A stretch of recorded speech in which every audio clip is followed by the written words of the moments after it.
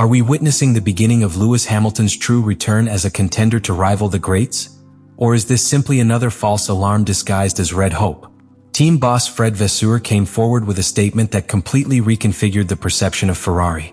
He said they had unlocked the true potential of the SF25 without changing the aerodynamic design.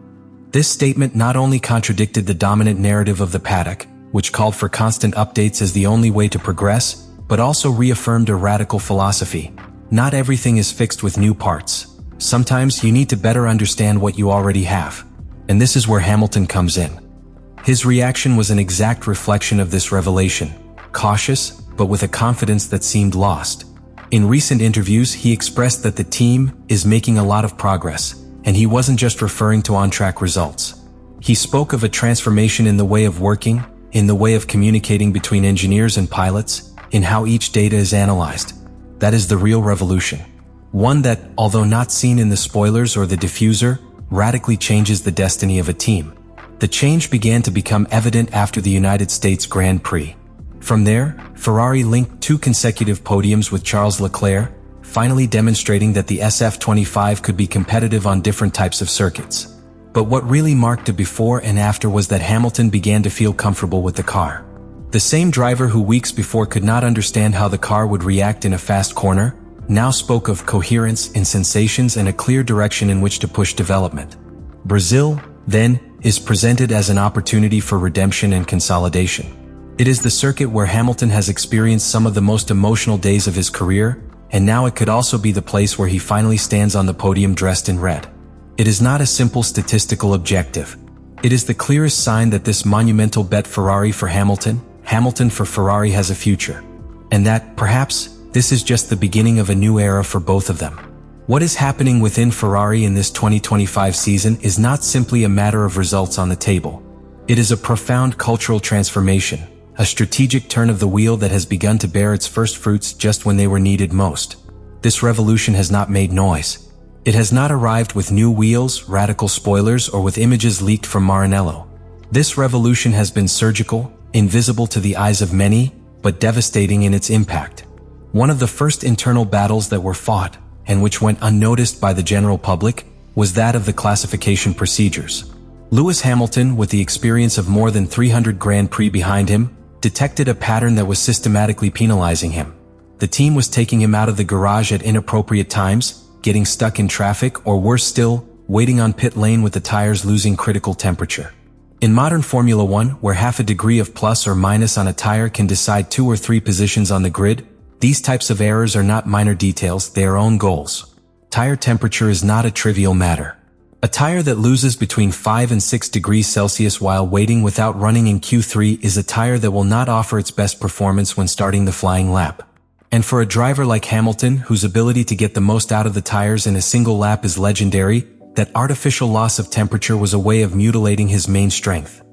What is interesting here is not just that Hamilton pointed out the problem.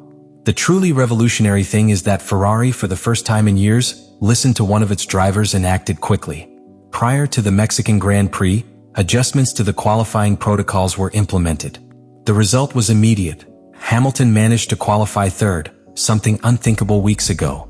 That was the first tangible sign that Ferrari had stopped looking only at the wind tunnel and was beginning to focus on the human factor of competition.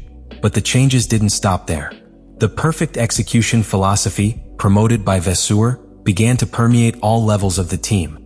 From how Friday free practice programs are built, to the way strategic decisions are communicated in real time during the race. Ferrari stopped improvising. The usual chaos in decision-making was replaced by a clear chain of command, standardized procedures, and a much more meticulous respect for the data collected. This improvement in processes does not mean that Ferrari is now infallible, but it does represent a paradigm shift. It's no longer just about having the fastest car. It is about being the most efficient team, the one that makes the fewest mistakes, the one that learns and corrects the fastest. And that, in a championship as tight as the current one, can make the difference between a podium and a retirement. Furthermore, this quiet revolution has had a direct effect on the relationship between Hamilton and the team. For the first time in his career with Ferrari, the Briton feels that his contributions are not only listened to, but implemented. And that completely changes your attitude in and out of the car. What was once resigned body language has been replaced by determination. What were once ambiguous statements now ring with conviction. We are improving in every area, and it's not just about the car. It's about how we work together. Formula One does not only reward technical innovation, reward excellence in execution. And Ferrari, for the first time in a long time, has stopped pursuing impossible perfection in design plans to begin to conquer the excellence that is built race after race from within in silence. Ferrari's metamorphosis this season cannot be understood only as a reaction to past failures.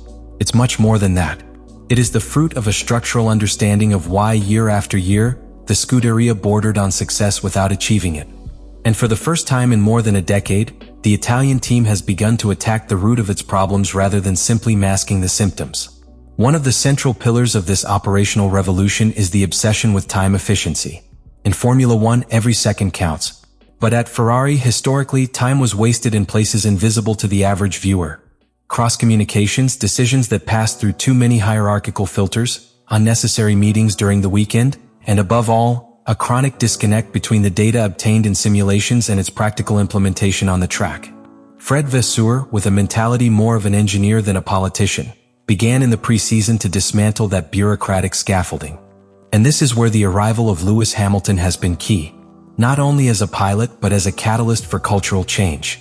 Hamilton did not come to Ferrari to adapt to what there was. He arrived with the intention of transforming the environment. From the first tests in Bahrain, his feedback was more demanding than that of any other driver who has worn red in the hybrid era. He wasn't just talking about feeling behind the wheel, but about how the data was analyzed, how strategic decisions were made, and how critical times on the track were managed. The team responded with an internal restructuring in the track engineering departments. New operational hierarchies were established to ensure that relevant technical decisions flowed faster and more directly. For example, working groups dedicated exclusively to sprint scenarios were created, with strategy window simulations already pre-configured and ready to be applied without wasting time in on-site discussions. This seemingly minor detail was fundamental to improving Ferrari's reaction during the compressed weekends. Another revolutionary element has been the redesign of the approach to on-track data collection. Traditionally, Ferrari relied on a more conservative approach, waiting to complete simulations before deciding on major adjustments. Now, under the direction of Vasseur and with the direct influence of Hamilton, the team has adopted a dynamic feedback model. Adjustments and decisions are made live, taking advantage of micro-windows within the sessions to experiment with different setups, something more common in Red Bull and Mercedes, but almost unprecedented in Ferrari. This does not mean that Ferrari has solved all its problems. Far from it. But what is relevant here is that for the first time in many years, the team has stopped repeating the same mistakes. We no longer see erratic decisions such as putting on hard tires in light rain conditions, or making elementary mistakes on the radio between engineer and driver at key moments. That image of a team disconnected from its own potential has begun to fade. More importantly, this new approach has allowed drivers to enter each Grand Prix with a stronger foundation, especially on circuits where Ferrari was traditionally erratic. The consistency that Charles Leclerc has shown in the last two races is proof of this. But the true symbol of change is Hamilton. Someone who for years fought against questionable decisions at Mercedes and who now, at Ferrari, feels for the first time that his voice has an immediate echo in the team's operations. This has created a new dynamic in the garage.